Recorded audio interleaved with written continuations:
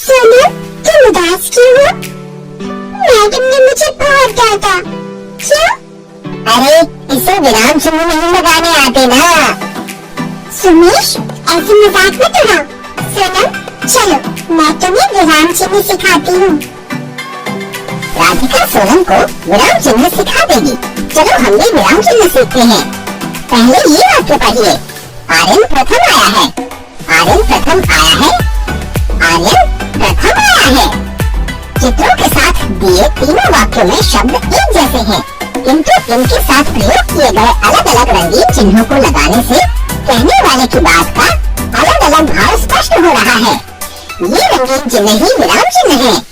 हम बोलते समय अर्थ को स्पष्ट करने के लिए वाक्यों के बीच बीच में भावों के अनुसार कभी एक क्षण के लिए और कभी कुछ अधिक समय के लिए रुकते हैं।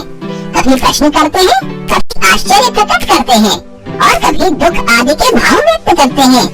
लिखित भाषा में इन्हीं भावों और अर्थ को प्रकट करने के लिए जिन चिन्हों का प्रयोग किया जाता है वे विराम चिन्ह कहलाते हैं। अतः हम कह सकते हैं विराम का अर्थ है रुकना, अर्थात लिखित रूप में रुकने या भाव का संकेत स्पष्ट करने के लिए जो चिन्ह लगाए जाते हैं उन्हें विराम चिन्ह कहते हैं। पहला पूर्ण विराम, दूसरा अल्प विराम, तीसरा प्रश्नवाचक चिन्ह, चौथा उद्धरण चिन्ह, पांचवा विस्मयादिबोधक चिन्ह, छठा योजक चिन्ह, सातवां कोष्ठक, आठवां लाघव चिन्ह। पूर्ण विराम, पूर्ण विराम का मतलब होता है पूरी तरह रुकना, अर्थात बात पूरी हो जाने पर वाक्य के अंत में रुकने के लिए पूर्ण विराम लगाते हैं।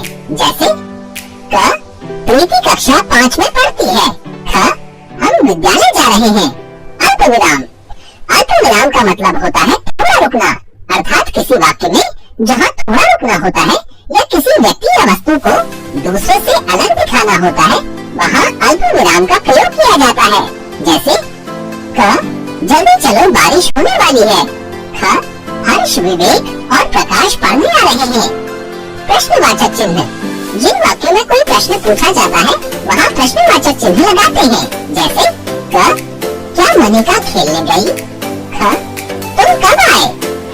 उद्धरण चिन्ह, जब किसी के द्वारा कही गई बात को ज्यों का त्यों लिखते हैं तो इस चिन्ह का प्रयोग करते हैं। यह चिन्ह दो प्रकार के होते हैं, एक हरा उद्धरण चिन्ह और दोहरा उद्धरण चिन्ह। किसी का उपनाम या किसी की रचना का नाम लिखने के लिए एक हरे उद्धरण चिन्ह का प्रयोग करते हैं और किसी के कथन को लिखते समय दोहरे उद्धरण चिन्ह का प्रयोग करते हैं। जैसे क सूर्यकांत त्रिपाठी निराला। ख कामायनी गोदान। ग सुभाष चंद्र बोस ने कहा था तुम मुझे खून दो मैं तुम्हें आजादी दूंगा। घ माँ ने मुझसे कहा परिश्रम करोगे तो सफलता तुम्हारे कदम चूमेगी। विस्मयादिबोधक चिन्ह, आश्चर्य, खुशी, दुख, शोक, उत्साह, घृणा आदि भावों को प्रकट करने के लिए हम इस चिन्ह का प्रयोग करते हैं। जैसे क वाह तुमने तो कमाल कर दिया।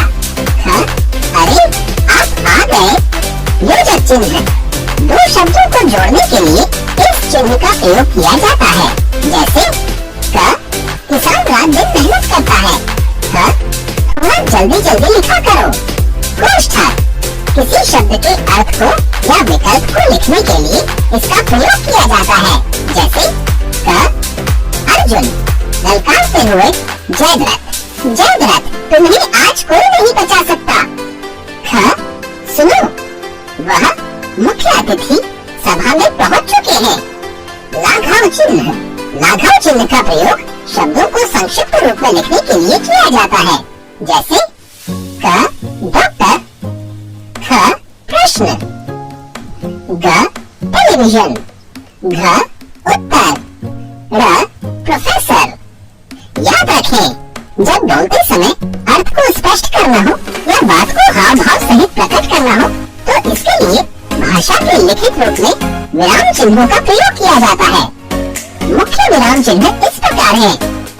पहला पूर्ण विराम, दूसरा अल्प विराम, तीसरा प्रश्नवाचक, चौथा उद्धरण चिन्ह, पांचवा विस्मयादिबोधक चिन्ह, छठा योजक चिन्ह, सातवां कोष्ठक, आठवां लाघव